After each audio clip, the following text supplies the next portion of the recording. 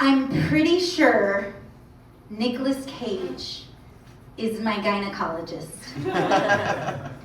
I really am.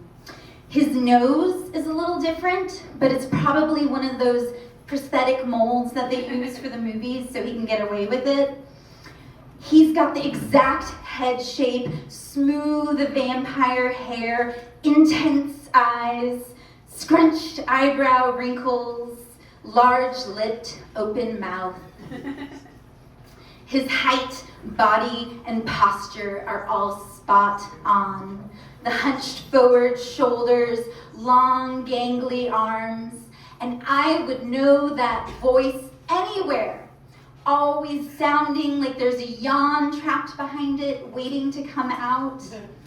Only, instead of saying, "Oh, I came here to drink myself to death," he says, "All right, just relax back.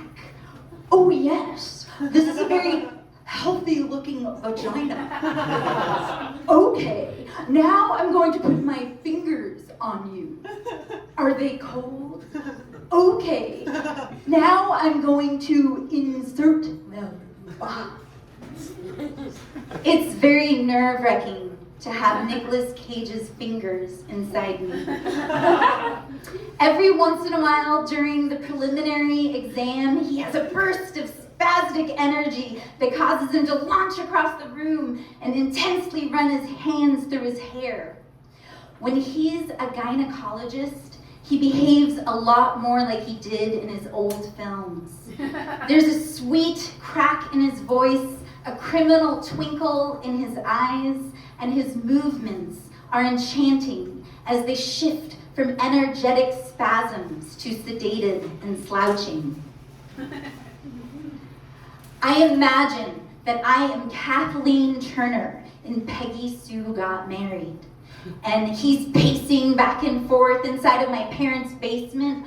"Look, I've got the hair, I've got the eyes, I've got the teeth. Peggy, look outside that window. I've got the car. I'm the lead singer. I'm the man."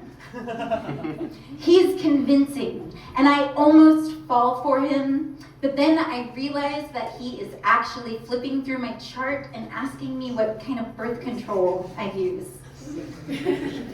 I can hardly answer because I'm so distracted by his presence. I want to tell him I'm barren, a rocky place where your seed can find no purchase. I want him to do impossibly sweet things for me, like climb up ladders and steal babies. There's a hint of frozen sadness in his expression, something gray in the skin and frightened behind his eyes. I wonder if it's because of all the horrible movies he's done in the last 10 years and how obvious it is that they were just for the money. I want to hug him and tell him it's okay, that he redeemed himself in Bad Lieutenant Port of Call, New Orleans, that we can forget about Ghost Rider now and move on. When he's got his two fingers pressing against my fallopian tubes, his eyebrows say it all. They shift smoothly, the skin in between them rising and falling.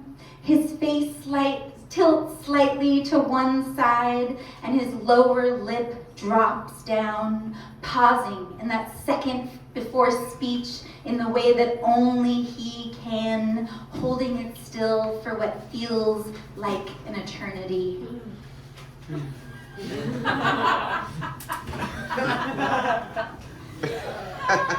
His eyes are soft and shining as they look at me over my spread gown-covered legs. They make me giggle because of their sincerity. This causes awkwardness for him, like he's suddenly aware that I know who he is.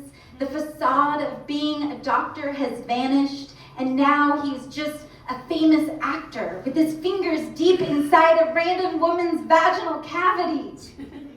He diverts his vision, pulls out, and slaps his latex glove off and into the trash with one fell swoop, with a quick hop to the other side of the room.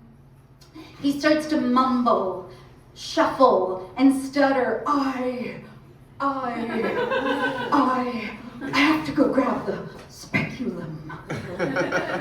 His tone is mysterious and breathy, with hints of unnecessary apology, like the self-conscious Charlie Kaufman from Adaptation.